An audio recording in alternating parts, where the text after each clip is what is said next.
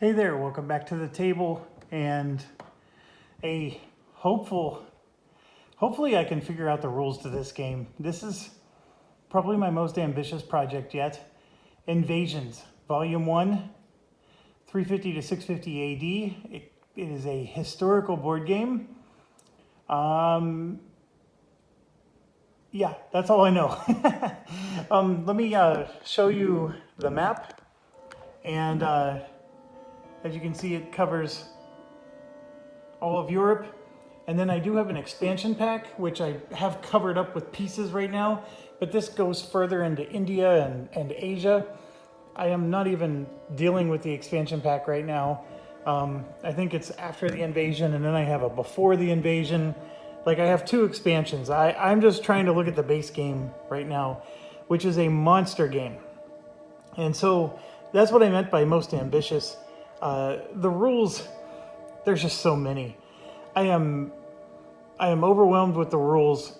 I don't think any of them have been like, oh gosh, I don't understand what it's trying to say.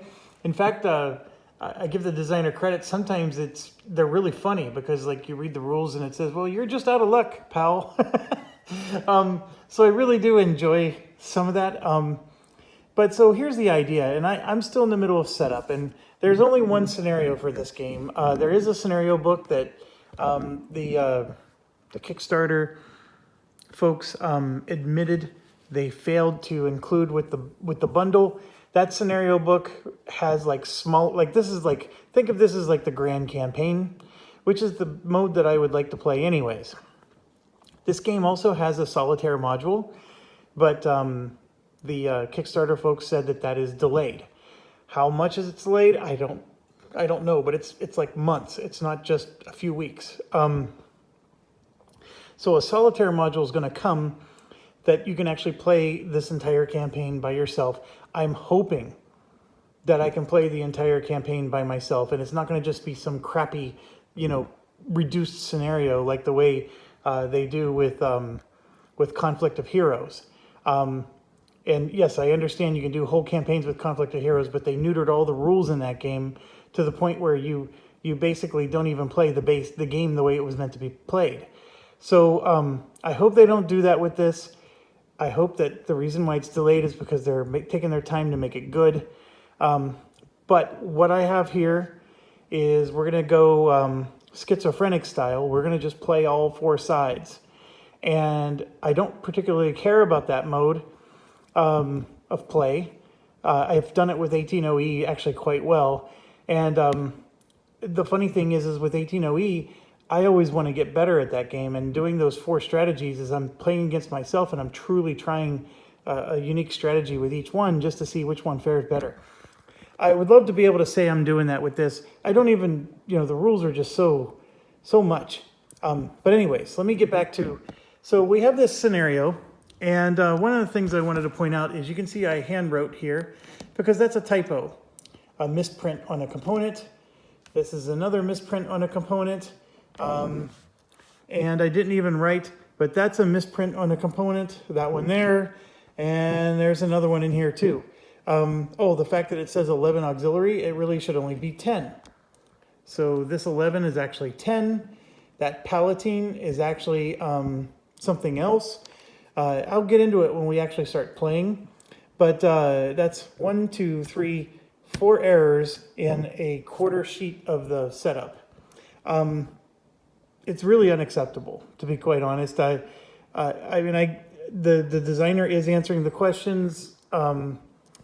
They're confessing that it's because they've been making changes to the game, and it just they missed it when it went to print. I get all that, but it's just it makes an already hard and difficult game even harder. So I'm still in the process of setting up Persia. You can see here, I got the Persia stuff out, and then the Persia tokens. Oh, actually, Persia is on the board. That's the yellow that you see there. And then this red here is the Byzantines, and then that darker red over there is the Romans. And I know they look like they're the same color. They are pretty darn close, but they are a little bit different. And so, yeah, I'm through this part in the setup. I still have to do this half of the setup. The Persia, I did not find any errors in that one, so that's at least a better situation. The game does have a couple tables, not a lot. I mean, compared to some other games, this is not a lot. So there's rules for interception, fleeing combat, sieging, and then even caravans have a special rule. This table over here, and I realized I made a mistake here. That goes there. There's what's the best way to put this? So there's basically 5 types of civilizations that are in this game, but there's the 3 major kind are barbarians, which have their own track, and that's their track of civility, if you want to think of it that way. And then the civilized, you can have a kingdom or you can have an empire. So you're either a barbarian, a kingdom, or an empire. Kingdoms and empires are all civilian. And so here you can see the Byzantines are at 3, and this is their age. The Persians are at 4, and then the Romans are at 9, and that little symbol there means they're in decline. So there are special rules that as they age and go further in decline, they're eventually going to collapse. So the Romans' time is almost up, and the Byzantines have broken off, and there's stuff that I'll get into in a second. We also have the way they're set up is they have these forts called in English it looks like limes, but I think it's limes. And don't be mad at me if I got that wrong. There's a turn track here, and you can see that the little 3 there's a little yellow symbol next to it, and then again it's 6. Those are the turns where you score victory points in this game. So you get to do things, and then of course on those turns you get to score victory points, and then the game ends either at turn 11 or turn 12. It ends on turn 11 if Islam is created or founded or whatever the term is. If Islam is not, then it goes all the way to 12 turns. Okay, so that's the basic gist. And then up here, that's just a treasury track. So what that's saying is that the Byzantines have 6 ducats or gold or whatever you want to call it. And then the Persians and the Romans have 6, and the Persians and the Byzantine both have 10. Okay. Now, the Byzantine and the Romans and the Byzantine are both empires, and they happen to have, obviously the Byzantines are in Constantinople here, and they happen to have a capital, which has a strength of 3, fortification level of 3, and that could be improved to a 4. There's rules in the game that explain that. That's part of the stuff I couldn't tell you. I just know it can be improved. And then the Romans themselves have a capital in Ravenna. And I just found out through Board Game Geek that Rome is on the board, and that makes total sense that Rome would be on the board. And so you can see Rome just has a level 1 there. So there are troops, and they do start the game in certain spots, and it tells you. What you have here is you have provinces, and then you have, this is a province, so Tuscia and Spoletum, everything's in Latin, I think, and it makes it harder. But these are both provinces that are in the area of Italia. Okay, so the whole area is Italia, and then these are provinces within Italia. It's really, really hard to tell where the borders are. That's my probably number 1 gripe outside of the errors. Like, for example, this is Illyria, and this is Italia. Where does one end and the other start? That would be my question for you. And I think, logic dictates that this one is part of Italia, and this would be Illyria, but it doesn't say. So that's the part that, and there's no actual border that tells me that that's the case. So that's a little frustrating.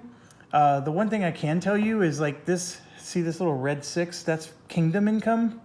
So if you have control of Illyria, you're going to get 6 kingdom income. And then this black 5, is the empire income.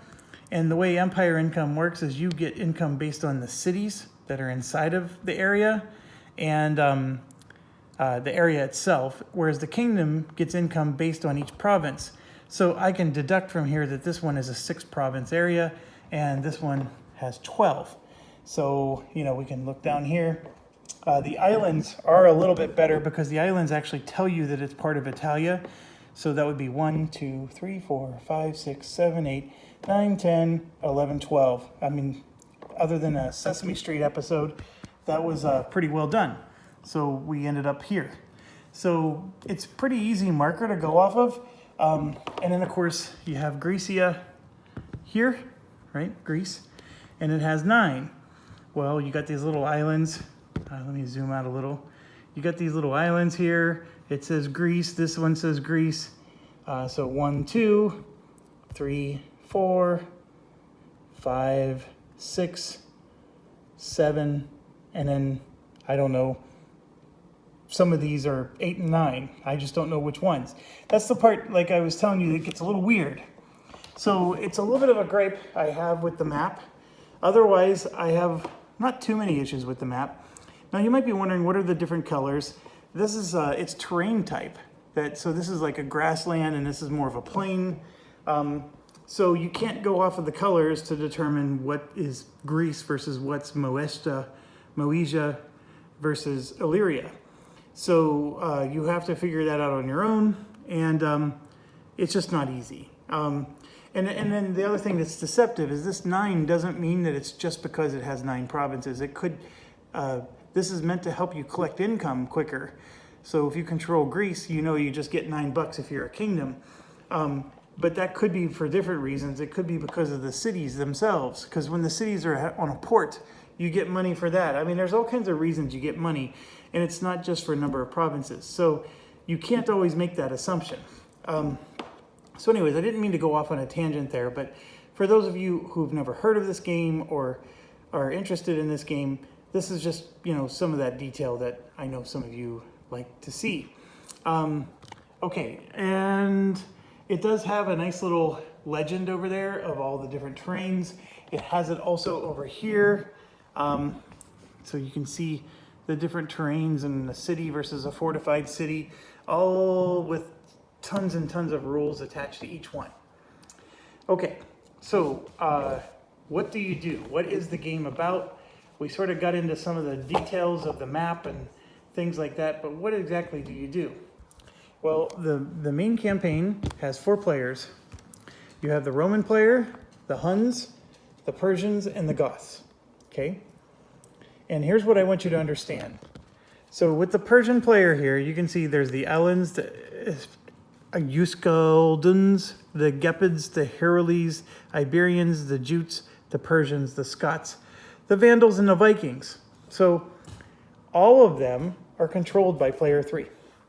Player 1 controls this long laundry list of items. And you can see the Western Romans and the Byzantines are just 2 out of many that are on there. So the players will get these little cards. These are like kingdom cards, if you want to think of it that way. So these are like a bunch of minor kingdoms. So the Hyberi, the Eskalduns, the Colchi, and the Sardes, these are, the yellow, by the way, are all Persians. So you can tell by the color. This is red, that's green. They tend to be very color-coded. So the Persian player has control over all of these nations. And when you first get this and you're trying to read the rules, you're like, holy buckets. So how on earth does one player control all these nations all at once? I mean, this is 18OE level epic style. And so part of the reason I was fascinated by this game is I was like, holy cow, I want to control all these nations all at once. So I'm hoping that the solitaire game, when I play as the Romans, I get to control all these and, you know, I have just AI bots or whatever for the rest. Well, here's the good news with it. This game is a historical game and it goes, like we said, over 12 turns. And let me just grab, because what I did was I set up all of the red player. So these 2 little trays here are the Romans and the Byzantines, okay? that tray over there is the Persians that I have covered up. And then for the red player, they have the Frankie. So this would be the French, right? Or the French area. And you can see all the tiles are just thrown on there right now. The force pool can be verified here, by the way, if you're ever concerned. And they're not in the game yet. They come into the game on a certain turn. And that turn, it gets a little crazy, but that turn is dictated by what's called a timetable here. So on turn 1, these things happen, and then on turn 2, these things happen. And so at the beginning of every turn, you're bringing in new countries. So countries are going to be rising, and other countries are going to be declining. And so I don't mean to make a comparison to Small World, because that's the only way that they have a comparison to each other. But in Small World, you have this concept where you bring in this race of people, you score a bunch of points, and then they decline, right? This is Small World from that perspective. In every other way, it's not Small World, but from that perspective, if you've ever played the board game Small World, you actually have an idea of how this is supposed to work. And I'm amazing myself because I'm actually remembering more from the rule book than I thought I have so far. But anyways, there's a lot to this. And so as you can see here with the red player, the Frankie are out. The Kosani are, there's only 2 units. And I'll talk about that in a second. The Britons aren't in yet. And from the minor kingdoms, the Armeni and the Mari are actually on the board. The Armeni are here, and the Mari are down here in Africa. And these tribes, the Asti, the Sclavini, and Venedidae, those are all, not in the game yet.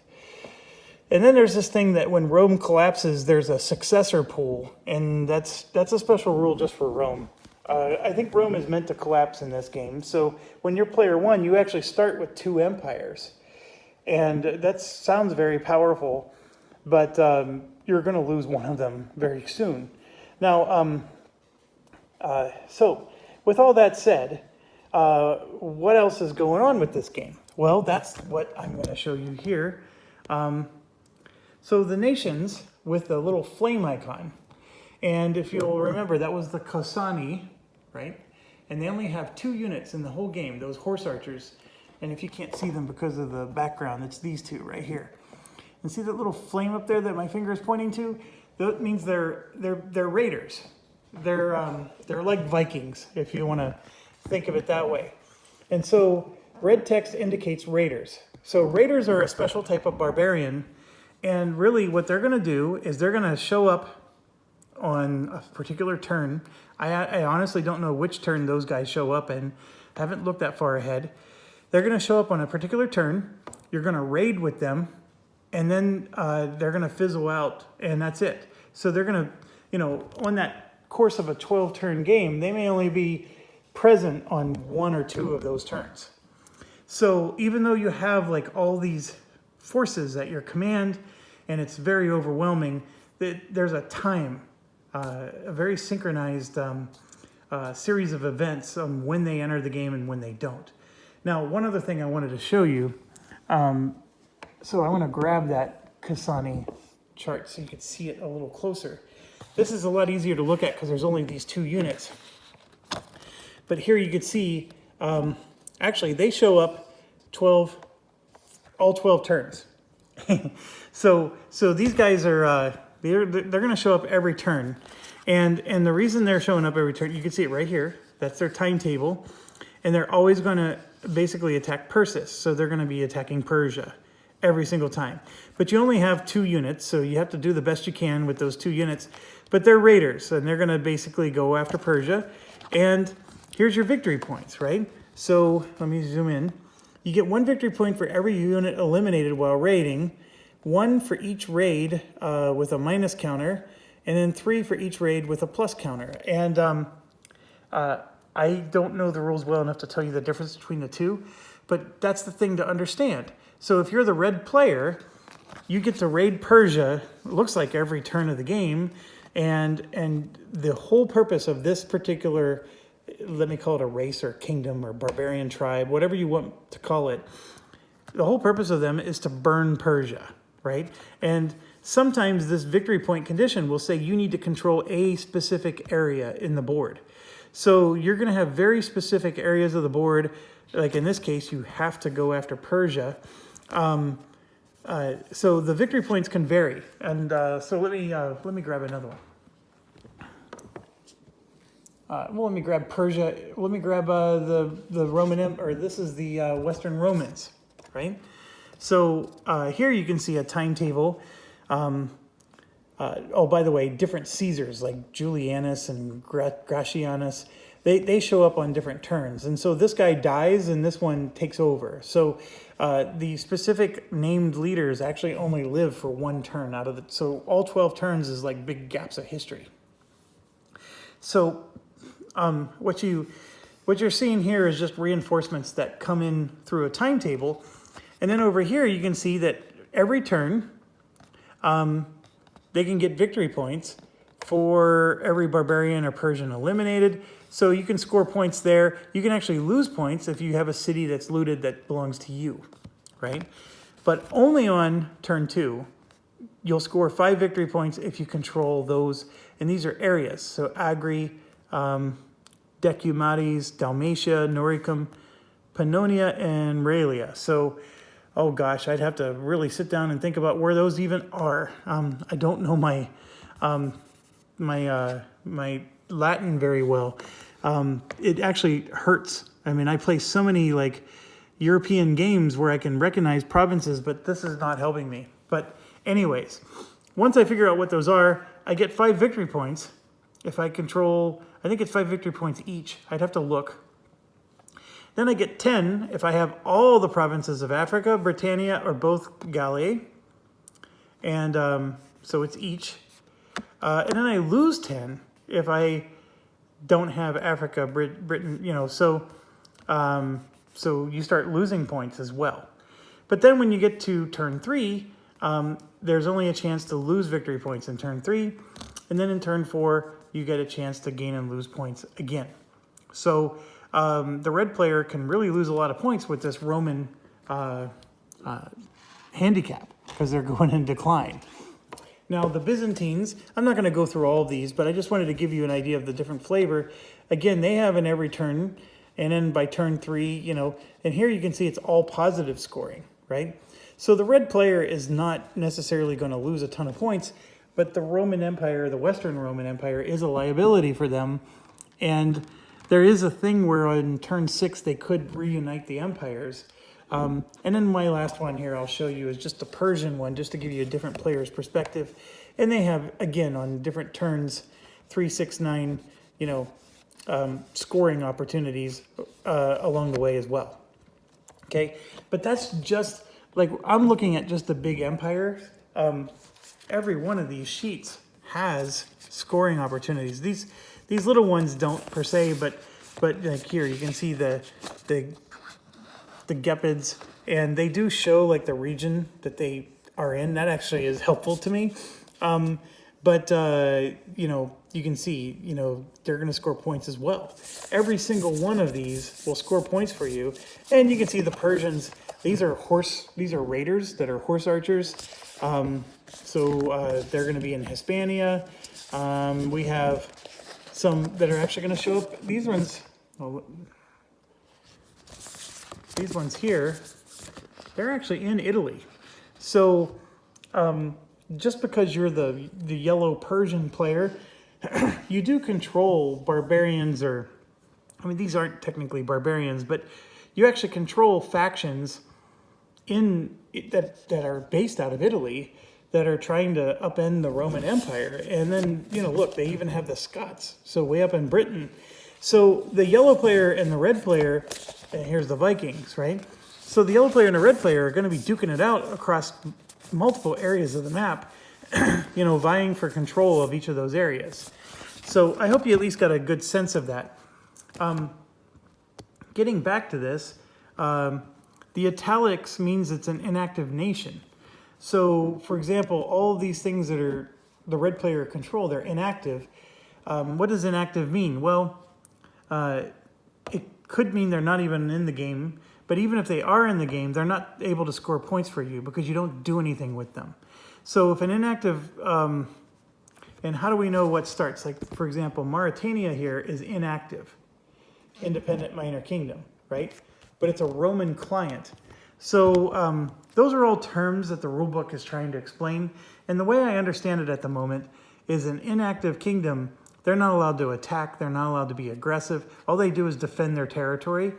But a client will pay money to the Romans, during income. And a client also means that they will score points for the Romans. And so they use that term. It's also real easy to see. The red cards are for the Romans. The yellow cards are for the Persians. That part's real easy to figure out. But they use the term client to show, because there's different relationships because you can have vassals, you can have clients, and I'm drawing a blank on all the other ones. But there's several more. And some of them will pay you money every turn, because they're part of your kingdom. Other ones are really neutral to you, but they let you use their territory, and they will even let you hire their troops like as mercenaries. I mean, there's a lot of rules, like I've been saying. And so it's a little overwhelming. And like here you can see, there's so many things that you're in control of. And you might be wondering, hey, that's way more than the number of sheets that you've been showing me. Well, that's because one of these sheets, has 4 territories of nations on them, or, actually that one had 7 because there was 3 different kinds all in one pool. And some of them only have 2 units on them.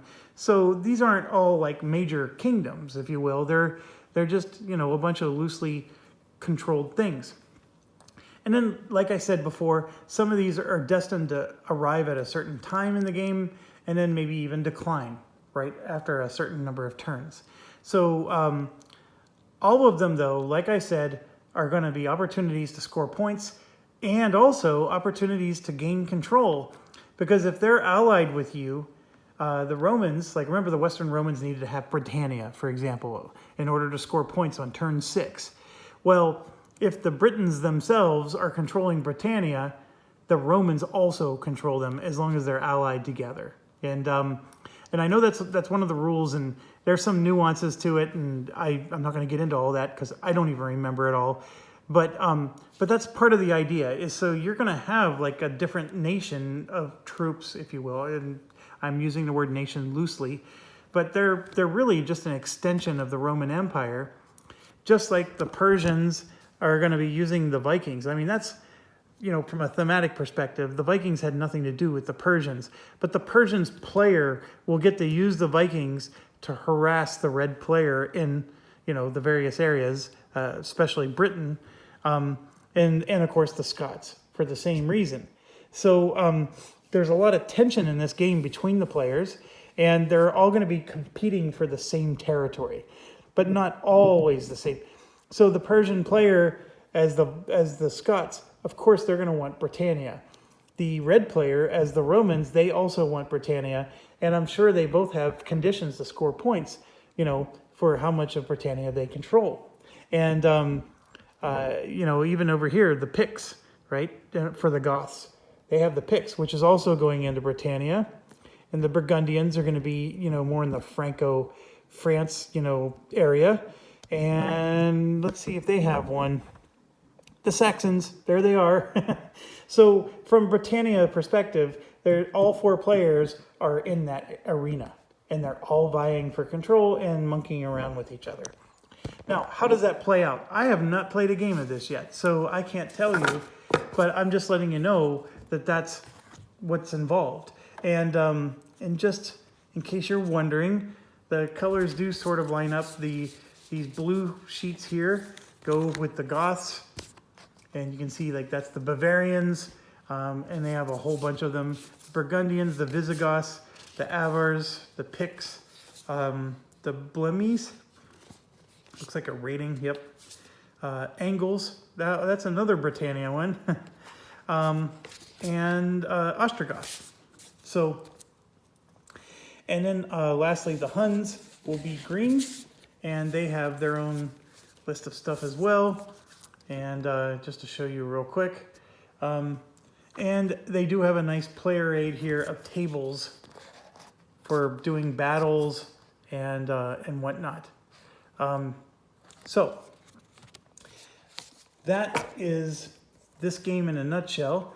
Oh, I forgot to tell you, there are player aids. So for example, the Byzantines have their own player aid, which is separate from the Romans, even though they're the same player. It will tell you a whole bunch of stuff, like the Roman Empire, how your generals, like you can see here, on certain turns, Byzantium has generals in addition to its emperor on turn 3 and 4, and also on turn 8. I mean, this is the kind of detail that I'm telling you about that I'm just going, oh, how am I going to remember all this? And then if I'm playing all sides, this is even crazier because, you know, if there was 4 of us sitting here at the table, I can at least study this and say, okay, something happens on turn 3 and 4, something else happens on turn 8. Got it. Let's play. Now, you know, people, there's 6 player aids here, and you're going to have to, and then there's a Roman player aid that has their own set of rules. You can see that there's a collapse of Western Rome that's just telling you to look at the Roman player aid. Romans can conscript. There's auxiliaries. There's all kinds of rules. When it's your turn as an empire, you can purchase units, and every empire has its own table. So what it costs for an elite infantry, you know, as the Byzantines may not be the same cost for somebody else like Persia. And if we open this up, you will see the timetable that is specific just to the Byzantine Empire. And then you will also see the different kingdoms of, you know, Colchis, Iberia, Armenia, and it goes on and on. These are all rules, folks. Rules that apply only to this particular empire. And then on the very back, oh, this is just more of the timetable. So it's very involved. I can't express enough how overwhelming this is. The rule book itself looks like this. It, for the most part, seems to have everything, maybe not organized in a way that I would want it to be, but everything does seem to be there. And sometimes, although sparingly, they will have examples. Not as many as I would like, but I haven't gotten into the battles yet, so maybe they'll have more when we get there. There's all kinds of concepts in this game. Some of them seem pretty cool. The way money is made is different depending on what kind of kingdom you are.